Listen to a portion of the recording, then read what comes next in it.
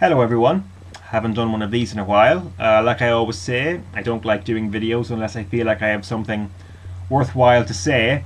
And in the last number of days, a video was posted that I'd like to respond to. This is a response to Sanders Robbins' video where, in the course of reviewing a Davey Richards Shoot interview DVD, he brings up the whole issue of fans versus critics. And he mentioned me. He didn't accuse anybody of anything, I might add, which, the last time I had a video like this, I wouldn't say directed towards me, but strongly implied to have me as a target. The title of that video was Overanalyzing is for Virgins, which is pretty strongly accusatory by comparison to what Sanders is doing now. I didn't respond to that video, didn't really deserve it, but I did address it quite a bit in that mammoth Q&A video from the start of the year. So this, Sanders' less accusatory video, might be a nice way to follow up on what I said before. I'm not going to dwell too much on what he quoted Davey Richards on, and in saying that, I should point out that I have not watched the Shoot interview that he's reviewing, so I'm pretty much relying on Sanders' summary being accurate, which I'm sure it is. But according to Sanders, Davey Richards has called his critics cowards and said that he's not going to change his style for anybody. I'm not going to dwell on that too much because Davey Richards is coming at it from the perspective of, I put so much effort into what I do that I don't deserve the criticism. I don't think it's very difficult to see that what I do or what anybody else on here that makes videos on YouTube does, it's no different from reviewing a movie or a video game, what have you, and you wouldn't take seriously anybody who would call a movie reviewer a coward. You just wouldn't do that, even if said reviewer had never acted in his life. The difference with pro wrestling, obviously, is that it's such a physical activity that someone like Davey Richards, who pushes his body so hard, just wouldn't react well to the idea that it's not everybody that appreciates it. But anyone who's ever listened to me should know that I've only ever criticized a wrestler from the point of view of, how much I'm enjoying watching them as a fan, not by how much effort they're putting in. If I've ever called Davey Richards lazy, then that was just an accident, slip of the tongue, because there's no doubt that he keeps himself well conditioned, but that doesn't make someone good in the ring by default. Am I cowardly? I mean, this is pro wrestling. If we weren't going to voice our opinions behind a computer screen, then what other options do we have? I mean, we could always do what that New York crowd did to the Finlay versus Elgin match from the Ring of Honor pay-per-view in June, which to me I find far more objectionable behaviour than what I do or what anybody who makes videos does. I was almost going to do a video about this, asking anyone that might have been in that crowd or might have supported what that crowd was doing. I was going to ask them, what are you accusing Finlay of doing? Are you accusing him of being lazy? Are you accusing him of hurting Elgin's credibility? Or is he just having a match that you're not enjoying and you're just going to shit on it? A style of match that you're not enjoying, I mean, those first two accusations would be bullshit, flat out bullshit. I mean, Finlay and Elgin, very obvious. They were moving through holes with no sitting around. They weren't killing time by abusing the 10 count. And there were false finishes at the end. So that's enough to be able to say no laziness. And the only explanation left that makes sense to me is that the crowd gave up on the match and were just going to boo the false finishes until the match ended. And that's the bit I found, really offensive, because the false finishes of a match, of any match, are very easy to support. And some fan support would have improved that match. So what am I left to think other than that crowd simply did not want to make that match better? They were just going to whine and moan until it was over. That's not the most refined way of expressing an opinion at all.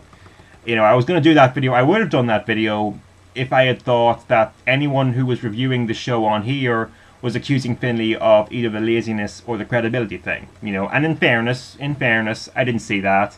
I think the crowd deserved quite a bit more hate than they actually got, but it wasn't a popular match. I watched the match. I liked the match. Didn't think it was amazing. Wasn't anything worth defending to the death, so I didn't do that. But, indie fans in general need to harness the power of deathly silence at live shows in reaction to something that just isn't getting over. I mean, that's just as effective as getting your message across that you don't like something, and it doesn't make the product look trashy, like those chants do, or booing the false finishes, which I just, no. But anyway, As far as the fans versus critics thing is concerned, if there's someone watching this that uses that term critic with a negative nuance, I'd like that person to tell me what they think the word means, because the best I can figure out from just observing on here is that the word critic is being used to refer to someone who is either negative about things that are actually good, or someone that is criticizing things that are so small and so unimportant that it becomes what people call nitpicking. Here's the problem with that. If you see a person that you think is doing either of those things, is it not more useful to just say, your argument doesn't make sense and here's why? I don't see what's so hard about that, as opposed to throwing out that critic classification, which when people use it, they're essentially, writing off that the person they're accusing as someone not worth listening to. It's almost as if your thinking goes beyond the most superficial things, and if your thinking goes beyond just one dimension, you're automatically dismissed, disregarded, whether or not what you're saying makes sense. And I've said this before, at least for me, there is no complex thought process involved in watching wrestling. It's as simple as, what's happening in the match right now and why is it happening. I don't have to ask any more questions to be able to come to the conclusion that Shawn Michaels going into physical convulsions for an emotional problem, well, what might loosely be called an emotional problem, the emotional problem of not being able to get the match to end, that was cartoonish bullshit, and in an end of an era match that was promoted as such a serious event, based on that, very easy to come to the conclusion that Shawn Michaels as the referee was a hideous flaw in that match. And I don't see any argument to the contrary, except for the one that I'm going to be getting into later. It's going to tie into what I'm going to say later on. Yes, I'm going to be talking about Taker and Triple H again. Just such a good example for a lot of arguments. But before we go there, I just went over how some people have managed to attach this negative nuance to the word critic.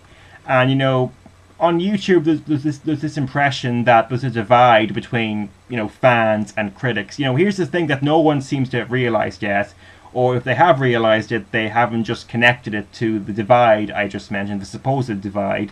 But here it is. On this website, fans get just as much shit as critics do.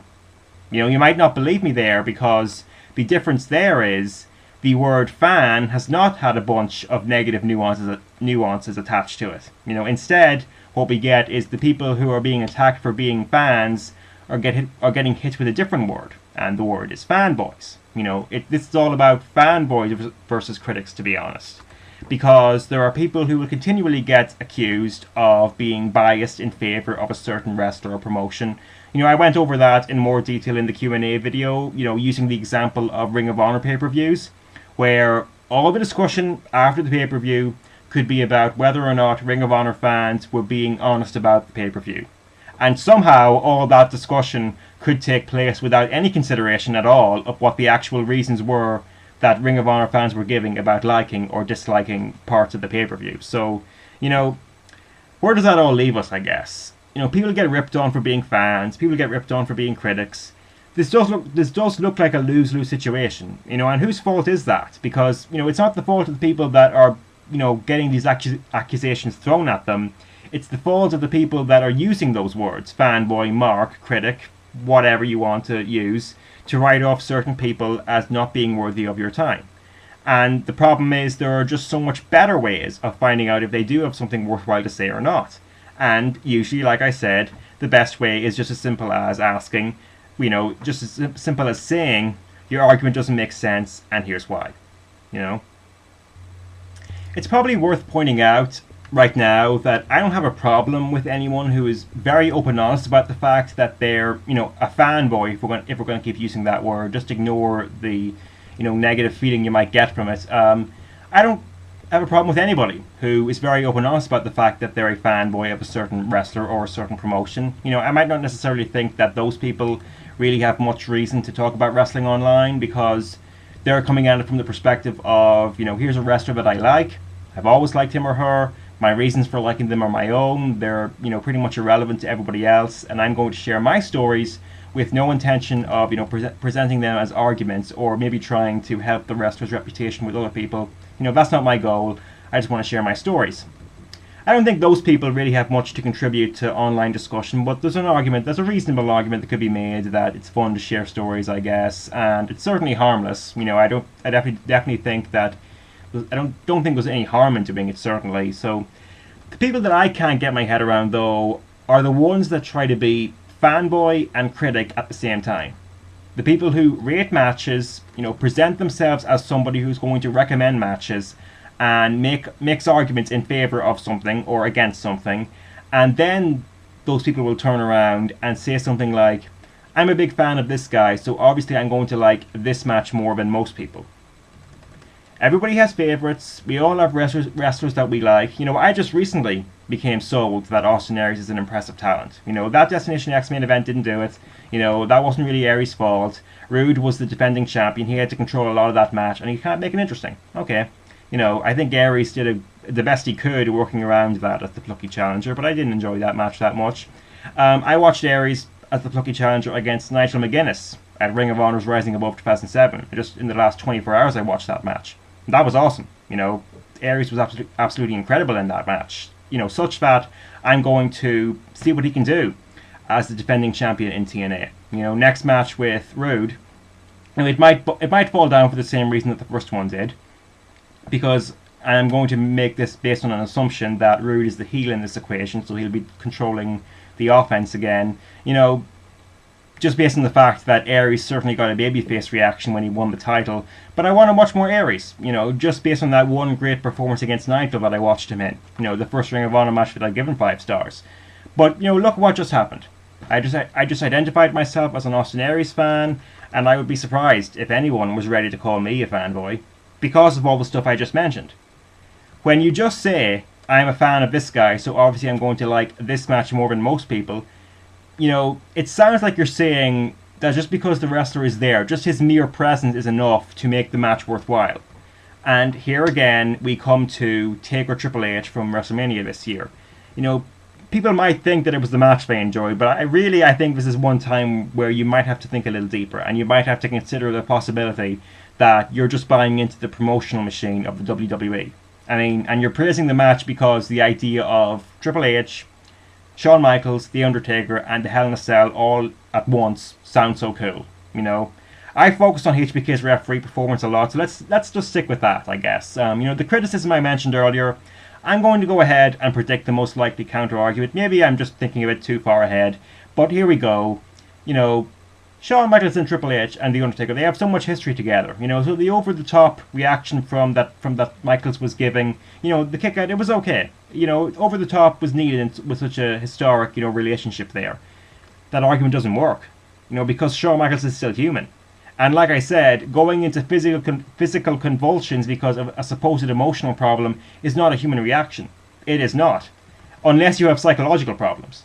Which, I didn't follow the way they built up this WrestleMania match this year, or the last 4 years' worth of Undertaker matches at WrestleMania for that matter.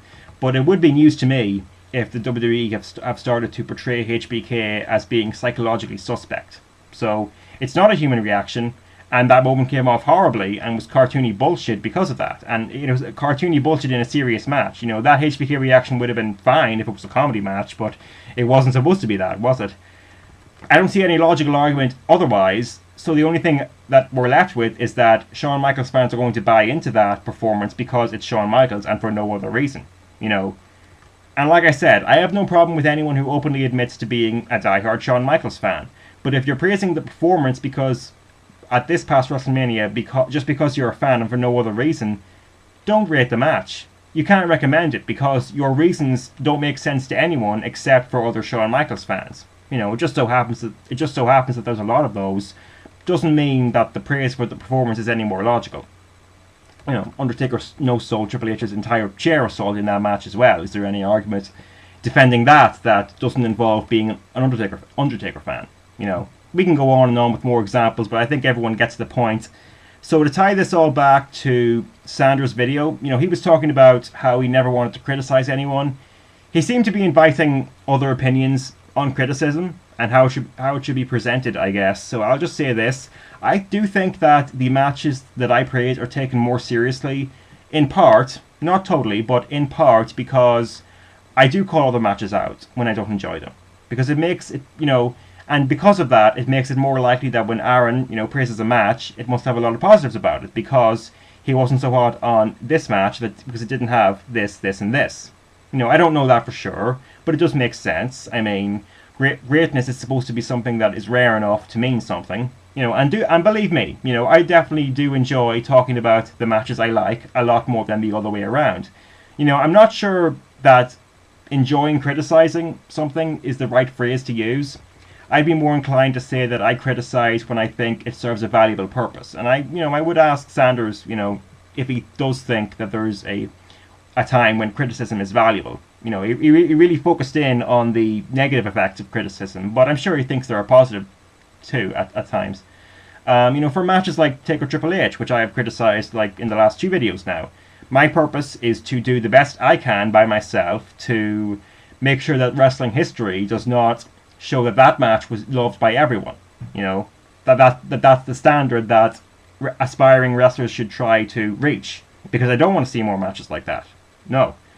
Same thing with Davey Richards versus Michael Elgin from this year, which is a more likely template for young wrestlers, considering that it didn't try to tell the story that Triple H Taker did. I don't want to see that match become historically important. Can I do much by myself to stop that from happening? Of course not, I can't do that. Both those matches are famous, whether I like it or not. The Wrestlemania match because of the promotional machine of the WWE, and the Ring of Honor match because of the rating that Dave Meltzer gave it. But I still talk about it because it's like voting in an election. Your vote is one among many, but you should still use it. And you voice your opinions, you might convince more people. I don't have that many subscribers, but I'm not invisible. So that's where I think, to me, criticism is valuable, and that's how I'd close it off. 2 questions for people to think about from this video. Is it okay to be both fanboy and critic at the same time? Which, I just warned against. And when is criticism valuable? Think about that, and think about whether you yourself possibly have mixed the fanboy and critic thing at the same time at some point. Think about it.